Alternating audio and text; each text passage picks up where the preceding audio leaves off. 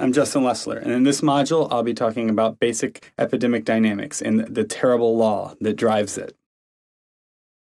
The idea of a terrible law comes from a quote from Robert Lowe to the British House of Commons when he was talking about a rinderpest outbreak or cattle plague outbreak in 1866. He said, if we do not get the disease under by the middle of April, and by under he means under control, prepare yourself for a calamity beyond all calculation. Wait, and you will see the averages, which have been thousands, grow to tens of thousands, for there is no reason why the same terrible law of increase, which hath prevailed hitherto, shall not prevail henceforth. So he had this idea that since the epidemic was growing exponentially, it would keep on growing exponentially for the foreseeable future. But was the law of epidemic growth really that terrible? William Farr, who was the general statistician for the UK at the time, felt differently.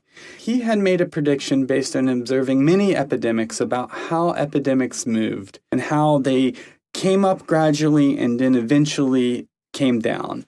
And he predicted that the rinderpest outbreak would begin to decline shortly after the time that Robert Lowe was making his statement. And in fact, while his prediction wasn't perfect, Farr was correct. So the purpose of this module is to give you a basic familiarity with the types of ideas that allow us to understand how epidemics move through populations and how diseases move through individuals. In particular, our objectives in this module are to introduce basic measures of disease transmissibility, define the reproductive number and how it varies over the course of an epidemic, explain the dynamic quantities that characterize the natural history of an infectious disease, and relate measures of transmissibility and disease progression to epidemic dynamics, how epidemic curves look, and control. So for some recommended readings and resources, you might consider consulting Chapter 6 of Infectious Disease Epidemiology, Theory and Practice, the 3rd edition by Conrad Nelson. It gives an overview of many of the basic concepts of epidemic dynamics. There's a nice discussion of R0 on NPR called No Seriously, How Contagious is Ebola? That's also quite good. There are a couple of papers, one on opportunities in challenging and modeling emerging infectious diseases, another on understanding what factors make infectious disease outbreaks controllable, and finally one, an rather old paper on infectiousness of communicable diseases in households. These give a deeper discussion of many of the concepts that will be introduced in this module. And also, a glossary of terms for infectious disease modeling is available online that can help you understand and look up some of the terms I'll be using and give you a different perspective on their definition. So let's start out by talking about measures of transmissibility. In particular, we'll start talking about attack rates.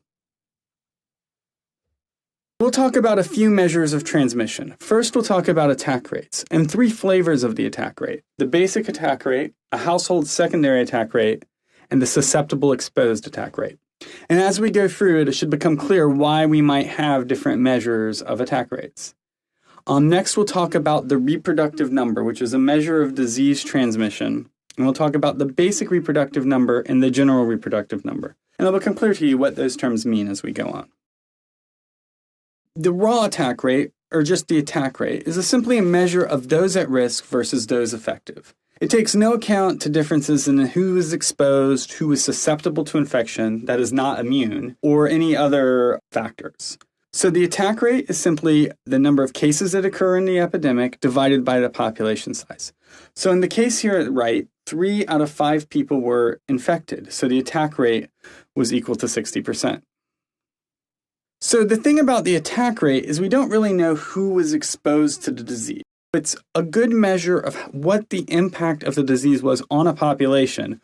It's not necessarily a great measure of how transmissible the disease was. A better measure of that would be the household secondary attack rate. This is the proportion of cases infected in a household due to household exposure. And it's usually calculated assuming a single index case. So what we mean by that is that it's calculated based on the idea. So on the right, we show an illustration of this. The infection has been introduced in the household and infected a single individual, shown as the central individual in this diagram. There are 4 arrows showing potential possible exposure to the 4 other household members. 2 of those arrows point to people shown in red and are shaded in. Those people were actually infected. 2 of those arrows are not shaded, pointing to people shown in green. Those people were not infected by the disease. So this is showing of the potential exposures, or the people who were exposed and could be potentially infected, what proportion of those people were actually infected. And this is a more direct measure of infectiousness because all of the people involved in the denominator were at risk. And as I said, we usually calculate this assuming a single index case or a single introduction into the household. More sophisticated methods do exist. And it serves as a proxy for infectiousness dependent on exposure.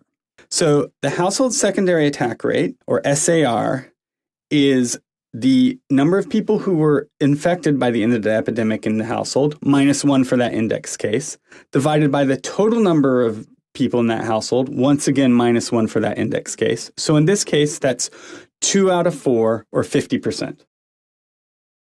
So that household secondary attack rate assumes that that index case had one single exposure to everyone in the household, and that a certain proportion were infected and a certain proportion weren't infected. But we know that that's not the only way that a disease could be moved from a household. For instance, I could be infected and I could infect my brother, who could then infect my sister. So 2 other people were infected in the household, but I didn't directly infect both of them. So an even more nuanced measure of transmissibility is the susceptible exposed attack rate. This is the proportion of the potential infection events that actually occur. And the denominator here is those at risk for infection in each generation of transmission. So I illustrate this on the bottom, and I'm going to walk you through this. So at the first time, after the disease is introduced in the household, there's 1 person infected. That's the index case. And the 4 other people in the household are still at risk for infection. So then, at the next time, in this next row of people, time equals 2, 1 of those 4 people has been infected. So there were 4 potential transmission events, are shown by the arrows, and 1 that occurred, shown by the red arrow. So now in this next generation, we have 1 infected person, shown in red, 3 people at risk, and then that original case, shown in gray, who is no longer at risk for being infected.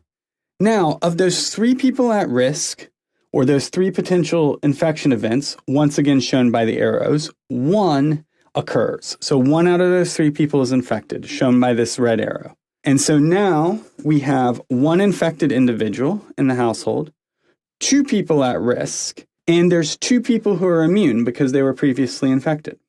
And then in the final generation, that last infected person, who has 2 other people shown in green they might infect, doesn't infect anyone. So that is 0 out of 2 people at risk who are infected.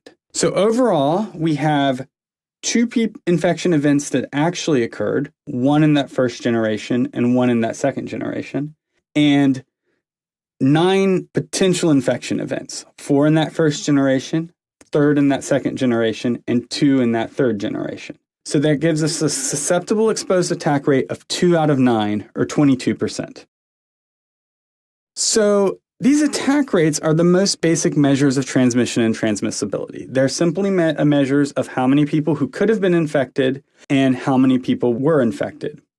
More precise definitions of the risk set can make attack rates more directly capture transmissibility. So if we have a full population as the risk set, we get a raw attack rate. It just gives us a measure of how things happened across the entire population. If we look at non-index household members and households where the disease spread, that gives us our household secondary attack rate, which is a better measure of people who might actually have been exposed to the disease, whether or not they got sick. And then if we have a denominator of possible infection events in each generation, we calculate this susceptible exposed attack rate, which is a very direct measure of how likely a person is to infect someone when that infection had a possibility of occurring. What should be clear to you is that as we go down this hierarchy from raw attack rate to susceptible exposed attack rate, we're needing more and more information in each set. So not all of these attack rates can be realistically estimated in all circumstances.